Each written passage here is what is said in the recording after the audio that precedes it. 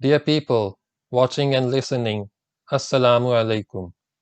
Kindly like and share this video and subscribe to my YouTube channel. Please support my channel by contributing to my Patreon account so that I can continue making the audiobook series. Tipu Sultan, who was the ruler of the kingdom of Mysore in South India, during his reign used to write down his dreams.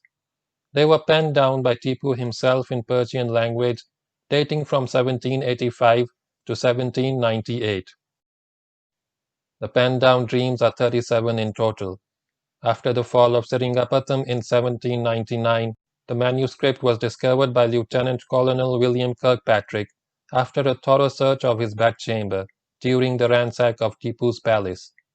The manuscript was so well hidden that even Tipu Sultan's confidant Munshihabibullah had never seen it before. The letters have been translated into English by Dr. Mahmood Hussain, former Minister of Education and Professor of History in the University of Karachi, Pakistan. Dream 21. The Nizam's Representative. On the 25th of the month Rabbani of the year Rasikh 1222, from the birth of Muhammad, when 4 watches of day remained, I had a dream. I saw that the Diwan of Nizam Ali Khan had arrived. As to his appearance, he had no teeth in the mouth, and he had dyed his hair. He was seeking help from me. The servant of God said to him, "All right, you settle down.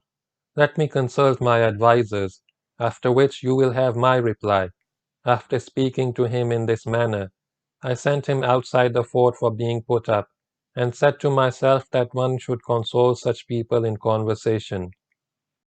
The Punait was the first to seek assistance, and now it was the turn of those people to seek assistance. But one could not depend on their word. At this juncture, I woke up. End of Dream 21.